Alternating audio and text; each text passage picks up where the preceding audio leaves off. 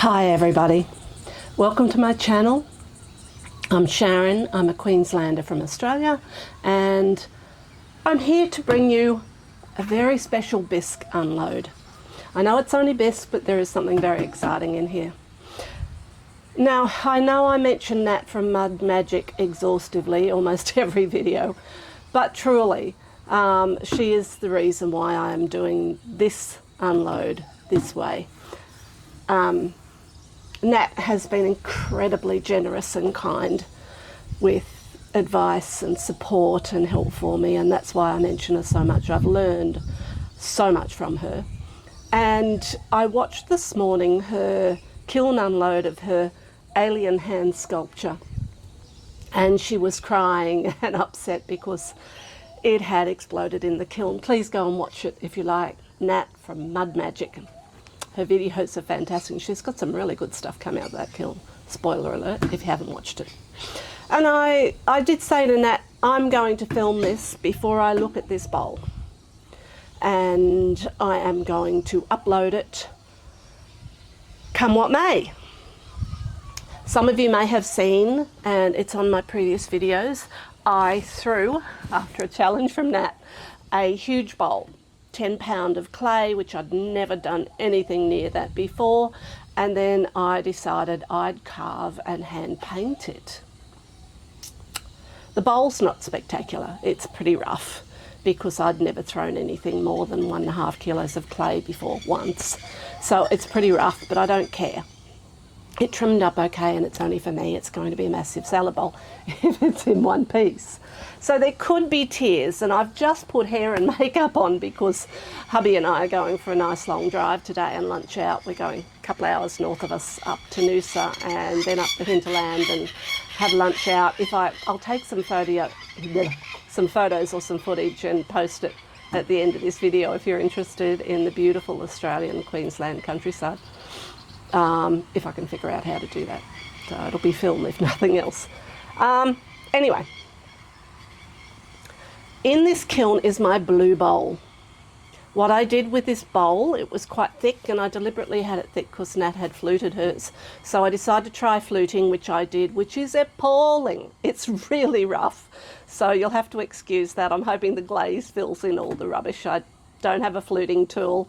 I'm not experienced. And I've done very little carving, so it's rough. But that's okay, I don't mind. And I carved some other designs around the outside, and then I thought, oh, let's do something inside. And I've always wanted to do carving from watching a few other potters, which I've mentioned before. Anna from Anna's Clay House, and Nuakua Ceramics, Michelle. I think it is Michelle. Oh, God, I'm hopeless with names. Anyway, the bowl is in this bisque kiln. And the bowl had quite a thin base, so I am really scared that it will crack. And why I'm so scared is the carving and hand painting on this bowl took me an enormous amount of time. I am an artist, so that didn't faze me. The carving did, but the hand painting was like, yeah, I can do that, no problems. So but I'm not familiar with painting with underglazes, and I have since painted 2 more big projects with them, and they're a massive learning curve, That's going to take me a while to master. They behave completely different to any other medium I've ever used. So anyway, I hand-carved, free-handed a design of gum tree branches and leaves on it, and then I hand-painted it. That took me 9.5 hours. To hand carve and then hand paint the inside. That was after I had underglazed the bowl with 2 coats of Amico underglaze in a medium blue, and then I used several other colours on it. I do have that in my last video, so I won't go through it because I'm going to show this glazed if it's in one piece. I should have brought tissues out with me. I've got an old towel over there and I might have to use it because I will cry if it's in 3 pieces. And I've been waiting for it to cool. Now, it's down to 49 degrees Celsius. So I have deliberately got dressed, done hair and makeup, done the horses, done the washing up, and put the dishwasher on because I'm scared. I am scared. It took me 9.5 hours to carve and paint the inside. Sorry, my mic is there and I must be bumping it. I'm so sorry. Because I normally put it on the side of the kiln, but it's not open.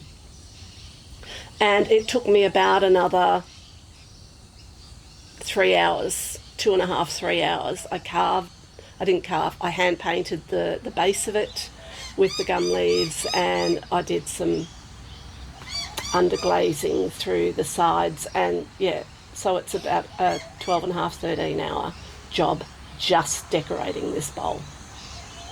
So it's a massive big deal for me, and it weighs a ton, or it did before it went in. Who knows what it weighs now, or who knows what each piece weighs now. So on the bottom shelf, I think I've got one other small bowl on the top shelf. It's quite big. I've got a Scut 8183, so it's not huge. I've only got about 16, 17 inches that I can put anything in up the top in diameter.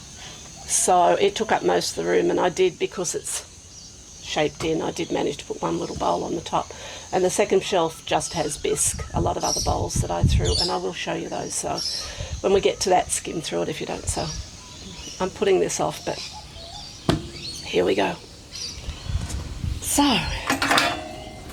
I'm not going to look. Just put that there. I can see the blue out the corner of my eye, and I have lost the screw out of my support, so I have to do that. Are you ready for it?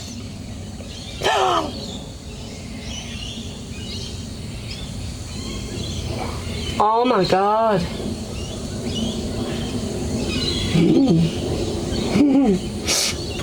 I think I might cry. Okay, that's the other bowl. My throwing's getting so much better. I know you desperately wanted to see that, didn't you? Bisque, ready for glazing. Oh God. It's perfect. No crack in the bottom. And I'll bring you a little closer. Sorry if I go out of frame. No crack in the bottom. Now, like I said, the fluting, I'm hoping the glaze will cover that in, because it's pretty rough. And the bottom, voila. I hand painted the bottom. The bottom actually was pretty rough, and it looks pretty good. I have actually signed it and dated it with the underglaze, which I won't do a lot, but there was so much work in this. It has got my maker's mark on it, and I've underglazed that. I've done some swirly things and some carving on the outside. But this, I don't know whether you can see it, but this bowl is all hand carved first. All the trees and leaves I've hand carved freehand. I am so proud of this. I've never tried carving as such before. I've never tried hand painting on ceramics or anything like that, although I am a very experienced artist. So,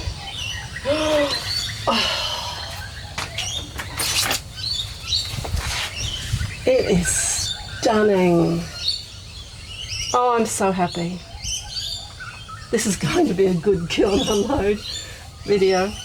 Oh, I'm so happy. Somewhere on this bowl, on the inside, I put my initials, and I couldn't find it before, and I cannot find it now. Oh, yes I can. There's that green smudge there that's kind of burnt off, so I can fix that with a dab of underglaze. Oh, okay. So what I am going to do, someone suggested on my video, because I hand painted a little bowl with a bird on it a few videos ago, and I'm totally new at underglazes and ceramic painting and that sort of thing. So when I hand painted it, I didn't know what to expect, how the underglazes would work or whatever, because all I'd seen on YouTube was experienced people painting with them, so I had no real experience or no guidelines. So when it came out of the bisque kiln, it was fine. Yeah, I liked the colours, a little dark but not too much. When I clear glazed it, the colours went extremely dark, and I wasn't prepared for that. And I like it. There's nothing wrong with it. It's on one of my thumbnails. If you don't want to watch the video, you can have a look at the photo of that bowl with the bird on it. But I don't want that for this, so I don't want that blue going much darker. However, I'll live with it if it does. So someone suggested that I pour water on it, and it will show me what the colours will look like glaze. So what I will do, and I'll put it at the end of this video because I'll have to go up to my studio and do that, and I want it to cool because it is still quite warm. It's, you know, it's 50 degrees in there, nearly Celsius, so it is quite warm, and I'll leave it sit out and dry. Not dry, and cool before I do that. But I'll videotape me doing that so you can see what I see. So if you don't want to watch the rest of what I drag out of here in bisque, just fast forward to the end. So I'll just put that to one side and take the kiln shelves out. Kiln shelf, I only have one shelf in here.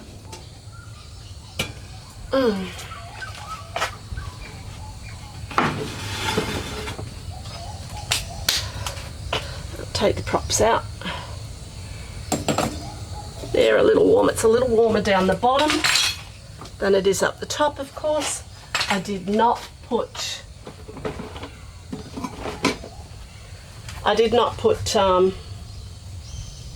cones in this. It's only a bisque fire, and my kiln's pretty much new, and I do know how it fires. So this would have been, I fired it to a cone 05 and preheated it for a couple of hours. I always do a preheat because I'm terrified of water in pottery. So these are just bisque bowls, and I will show them, of course, glazed later on. Just throw my leather cover for my kiln because it's semi outside here. And I do have quite a few. I have another plant pot, another bowl, just practicing bowls. There's nothing spectacular going to come out of here. A bowl that or a canister, open lidded, that I've put some, tried a rib on. Another normal bowl. Larger bowl. And I must say, one of my next goals in pottery is to start throwing things the same size. I haven't tried that yet. Oh, this is a cute one. This is the black clay, Keen's mid-fire black clay. It's food safe, and I did carve. That's the only other carving I've pretty much done, is these little leaf designs on the side of it. And I did a mug that I took out of my last kiln unload, and I actually glazed the whole mug,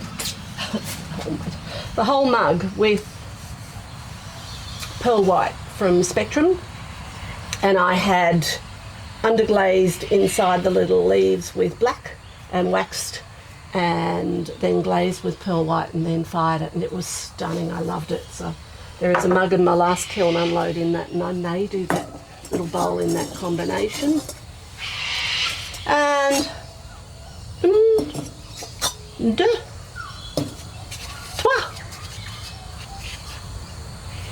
bowls. So that's the ordinary boring bit, people. I'm going to take my bowl up to the studio. I'll move my camera and we'll see what it looks like with water poured on it, shall we? So I'll be back in a moment. Hello, people. So this is my sink, my pottery sink, and I have running water, and here is my bowl, and it's cooled. So let's see what it looks like with water on it. So I'm not going to glaze these today, so they'll dry.